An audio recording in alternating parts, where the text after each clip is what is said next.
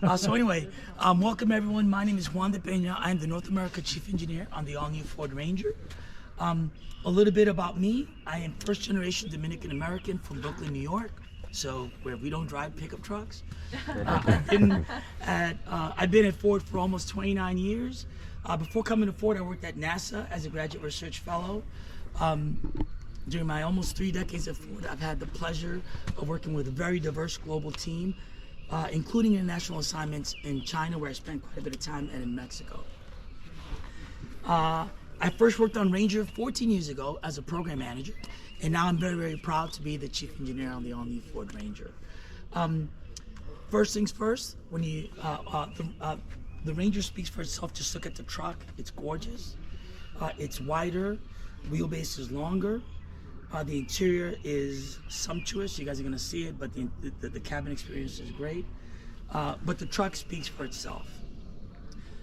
Ranger customers have told us that they pride themselves in having a fully capable vehicle that can take them where they want to go on their chosen challenges and adventures, and they expect that their truck will be able to stand up to whatever punishment they dish out.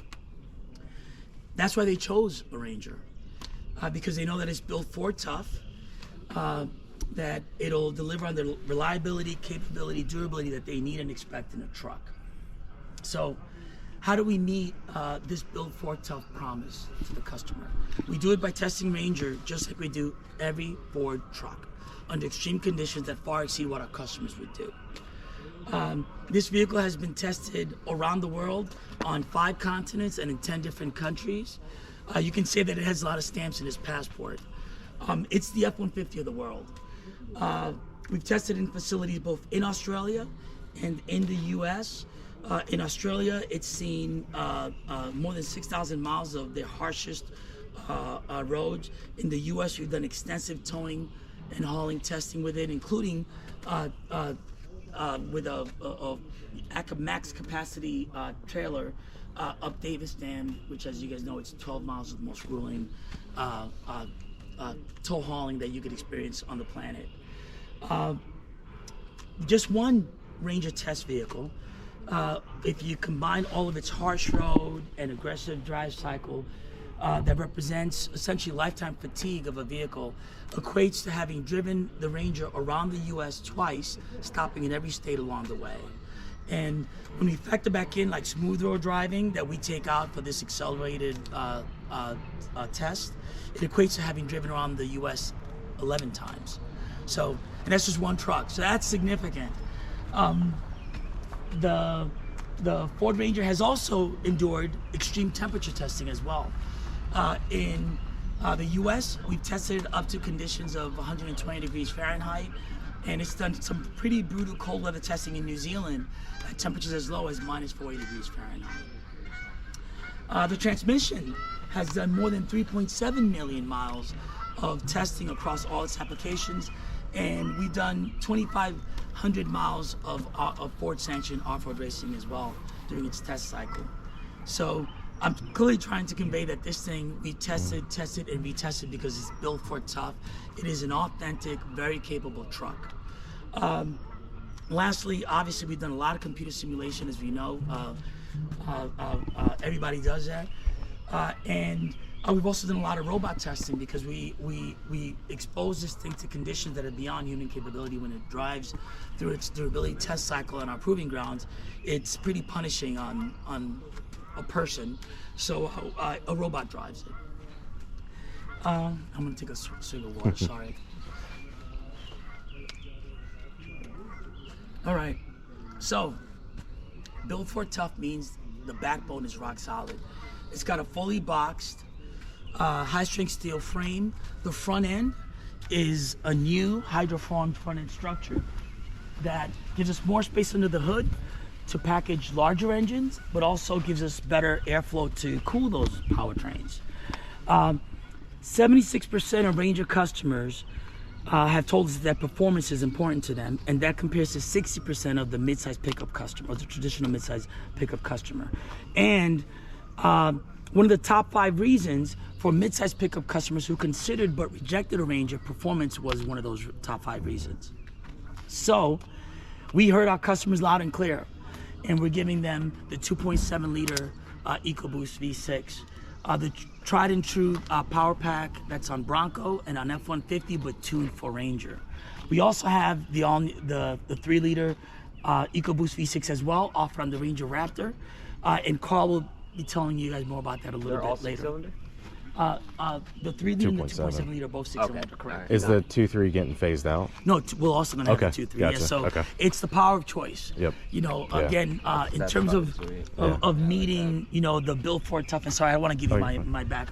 No, you're good. No worries. I feel bad. It's giving, again, our customers the power of choice. So those engines are teamed up with our class exclusive 10-speed automatic transmission, which we have today. That 10R60, of course, is on many applications at Ford. The combination of the transmission and engine gives us great towing capability. Let's come to the back. So we built the Ranger to tow up to 7,500 pounds, and we gave it a payload of 1,805 pounds. We can also accommodate 4-foot sheets of plywood and drywall flat on the pickup bed. And we've got power to the box as well. And somebody asked earlier, it's a 12 volt and a traditional, 110 receptacle. You put the right transmission on the right vehicle. So, is it possible that the manual transmission in the Bronco is going to be offered for the Ranger? We do not offer the manual transmission on the Ranger today. Yeah. And I'll leave it at that. Okay. All right. But Georgia's taking notes, and I'm sure she could probably give you a little bit more information. No worries. Yeah. But right now, it's 100% 10-speed automatic. But all the utility that you expect, and you're going to learn more about this, I think, in one of. But clamping surfaces. That's pretty cool. Measurement spots. Damped, of course, you saw that it was damped. I mean, I don't know how many trucks I've had where you dropped in the thing. Are you kidding me? That was the first thing I know. I was like, oh my god, I came with a damper. That's fucking awesome. The working end of a truck, so steel rear bumpers. We also wanted the new Ranger to have better handling and better versatility, so we packaged the rear suspension dampers outboard of the frame. That gives us better tuning range, so we can tune the Ranger to when it's carrying the full load or when it's empty to still give you really good ride quality. The front wheels, we pushed those forward in the vehicle, giving a better angle of approach for better off-road treks. We also took the front and rear wheels and we pushed them outward, giving you better stability and again better wheel articulation as well for off-road driving. The wheelbase is 2 inches longer. Okay. The track width is 2 inches wider. Gotcha. So the vehicle, the transfer function to your rear end is better. Did the suspension geometry change as far as the travel on a stock ish Ranger? The travel changed, yes. Okay. Yeah, for the better. It's a similar suspension in the front, Hotchkiss suspension in the rear. Gotcha. Okay. On the base. Yep. You'll learn more about the. Cool. It's a watch link, but you'll learn more about the Ranger later. Sweet. Let me see what else can I say. Automatic transmissions. Sorry, I'm playing the script in my head. The Ranger offers 2 4-wheel drive systems. The true and tried electronic shift on the fly part-time 4-wheel drive system, which we offered today, that'll be offered tomorrow again, or we'll continue to offer it. And on the Ranger Raptor that you'll learn more about later, that has a full-time 4-wheel drive system that you'll learn about later. We also have a locking rear diff, which, as you guys know, gives you great split coefficient traction capability in case the left side is on pavement, right side is on gravel. It helps you get moving. We also offer on the FX4 package trail control, which is essentially cruise control for off-road driving. And you guys will learn more about that or in the infographics that you get later. We also offer a new E-shifter. This one doesn't have it. This one has a conventional shifter, but you see the E-shift on the Lariat that you'll see later. That E-shifter is standard on the Lariat and Raptor, and what it does is it allows us to offer some additional driver assistance technology, and it's a lever design. A lot of our customers told us that they do not think that a rotary dial shifter is tough truck enough for them. Sure. So it's a lever design like you expect in an authentic pickup truck that's garageable and fully capable. I think I hit all the key points. I shared a lot of information, but if you guys have questions, please